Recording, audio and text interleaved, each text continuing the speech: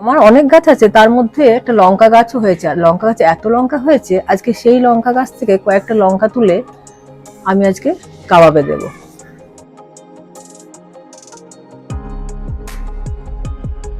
এবার এটাকে আমি গ্রাইন্ড করে নেব। চিকেনটা আমার গ্রাইন্ড করা হয়ে গেছে, এবার আমি লঙ্কাটা গ্রাইন্ড করে নেব। মম, চিকেনটা তো মিন্স করা হয়ে গেল দেখছি, এবার কি করবে? এবার আমি এর মধ্যে সমস্ত উপকরণগুলো দিয়ে দেব। আদা বাটা 1 চামচ, রসুন বাটা 1 চামচ, জিরে গুঁড়ো 1 চামচ, ধনে গুঁড়ো 1 চামচ, হলুদ 1/2 চামচ, গরম মশলা 1/2 চামচ আর গোলমরিচ গুঁড়ো 1 চামচ, নুন পরিমাণ মতো। এবার আমি এর মধ্যে দেব কুচিয়ে রাখা একটা পেঁয়াজ, ধনে পাতা কিছুটা পরিমাণ, পুদিনা পাতা অল্প আর কাঁচা লঙ্কা বাটা 1 চামচ। এরপর আর কি দেবে মম এর মধ্যে?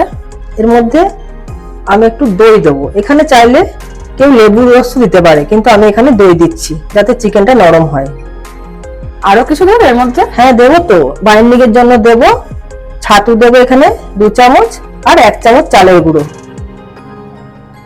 সবকিছু দেওয়া কমপ্লিট হয়ে গেল তাহলে? না, আমি আরেকটু তেল দেবো, সাদা তেল 1 চামচ মতো সাদা তেল দেবো এর মধ্যে। ব্যাস, সব কমপ্লিট হয়ে গেছে। এবার আমি এটাকে ভালো করে মাখবো।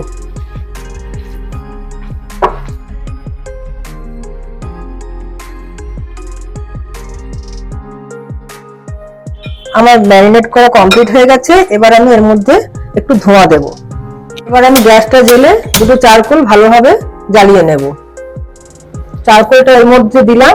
এবার এর মধ্যে একটু বাটারও দিয়ে দিলাম, দিয়ে আমি ঢাকা দিয়ে দিলাম। এবার চিকেনটাকে আমি এইভাবে রেস্টিং এ রেখে দেবো 8 ঘন্টা। আমি হাতে অল্প একটু সাদা তেল নিয়েছি। এবার আমি এটাকে বানাবো। দেখুন এরকম পরিমাণে নিয়েছি, হয়ে গেছে সুন্দর। এবার আমি একটা চিজ দিয়ে বানিয়ে দেখাবো। একই প্রসেসে আমি এরকম করে নিলাম। এবার মাঝখানটা একটু গর্ত করে দিয়ে এর ভেতরে একটা চিজ ভরে দিলাম।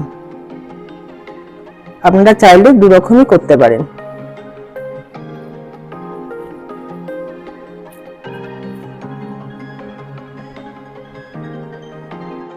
আমার এতগুলো বানানো হয়ে গেছে। এবার আমি এগুলোকে ভেজে দেখাবো।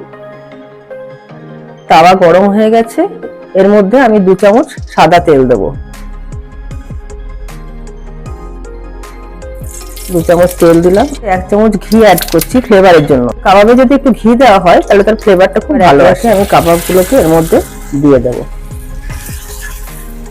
গ্যাসের ফ্লেমটা একদম কমিয়ে দিয়েছি, না হলে পুড়ে যাবে। এগুলো হতে হতে আমি আরো কিছুটা এর মধ্যে দিয়ে দিয়েছি।